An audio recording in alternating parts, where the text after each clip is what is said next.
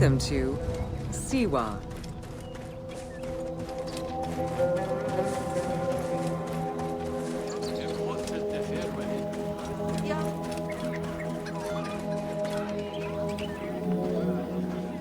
The Siwa Oasis is in the western desert of Egypt.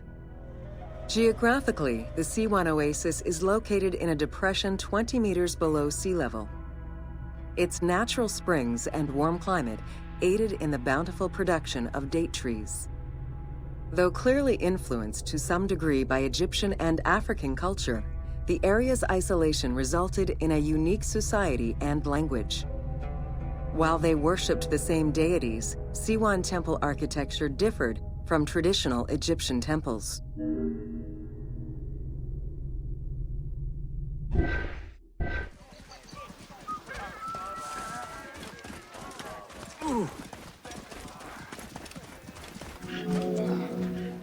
Old Kingdom Egyptians referred to the oasis as cauldron due to its unique geographical structure. Oases were crucial for nomadic tribes and caravans. Without them, there was no chance of survival in an otherwise harsh landscape.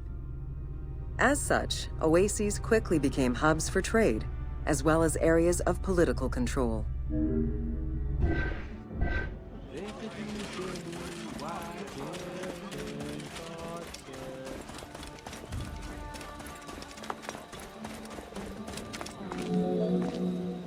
Because of the dry climate, there is very little rainfall to sustain the oases. Instead, underground rivers flood the natural basins. Since many oases have a north-south orientation parallel to the Nile, some geologists suggest they were once tributaries of the mighty river. There is evidence that ancient Egyptians attempted to create some oases.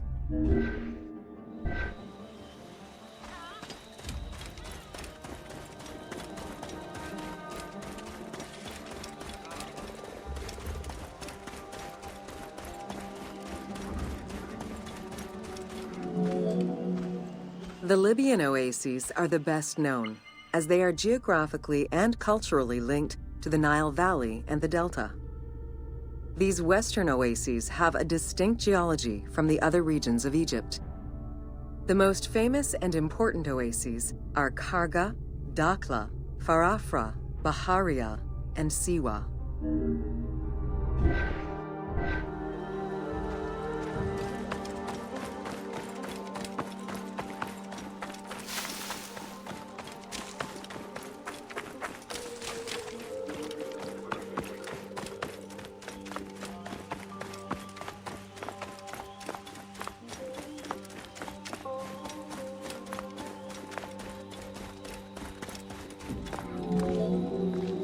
The Spring of the Sun is one of many thermal sources in Siwa, with the particularity that Cleopatra would have bathed in this one, giving it its name.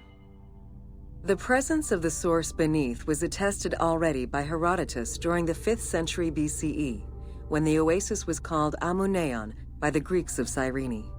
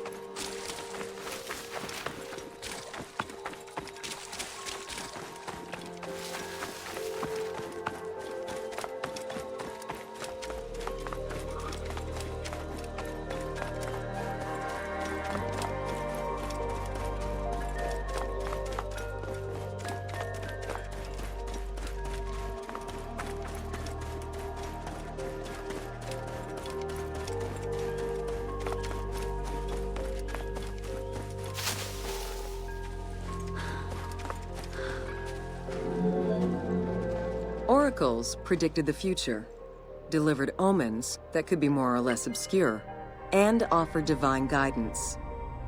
The Siwan oracle was considered one of the three greatest of the ancient world, alongside the oracles of Delphi and Dodoni. Because of the Greek colonies in Cyrenaica, the temple associated Zeus with the worship of Ammon.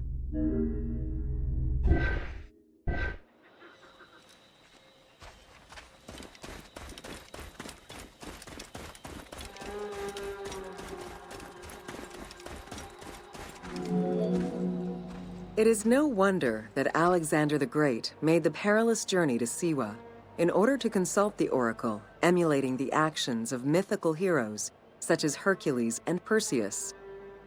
This action earned the approval of the oracle, who validated his claim as Pharaoh of Egypt. He was confirmed as the son of Ammon, conferring upon him the most legitimate claim to date of all Egypt's foreign invaders.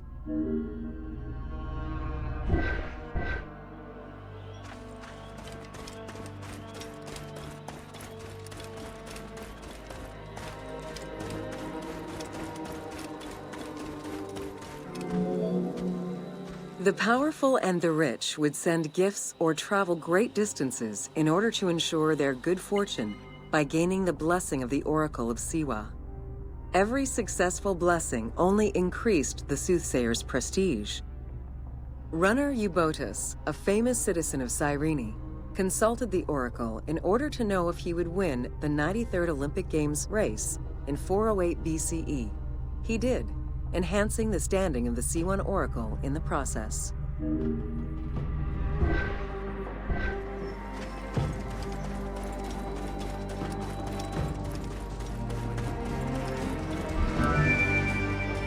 The Temple of the Oracle of Ammon was built in the 6th century BCE by Pharaoh Amasis. In the game, its entrance is guarded by ram-headed sphinxes, the animal representing Ammon. They were inspired by similar statuary located at the British Museum. Another option would have a Greek-influenced representation of Zeus Ammon, a human-headed sphinx with horns. This representation of Zeus Ammon was very popular in Siwa.